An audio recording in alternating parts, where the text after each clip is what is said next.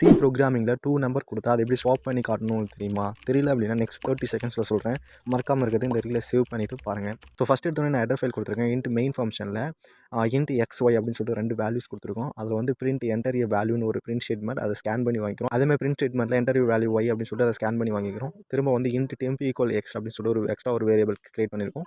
Next வந்து X equal Y அப்படின்னு சொல்லிட்டு கொடுத்துருவோம். ஸோ திரும்ப வந்து Y ஈக்குவல் டெம்ப் அப்படின்னு கொடுத்துட்டு இப்போ பிரிண்ட் பண்ணி பார்த்தோம் அப்படின்னா Xோட வேல்யூ Yக்கும் Yயோட வேல்யூ Xக்கும் ஸ்வாப் ஆகிருக்கும். இது எப்படி நடக்குது அப்படின்னா இன்ட்டு டெம்ப் ஈக்குவல் எக்ஸ் நம்ம கொடுக்கும்போது டெம்ப் அப்படின்ற வேரியபிளில் என்ன ஆகும் அப்படின்னா எக்ஸோட வேல்யூஸ் வந்து ஸ்டோர் ஆகிடும்.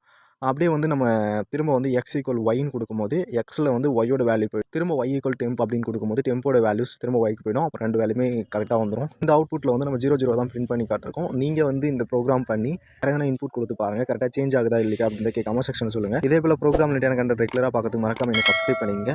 ப்ரோக்ராமிங் படிச்சுட்டு உங்கள் ஃப்ரெண்ட்ஸ்க்கு மறக்காம இதை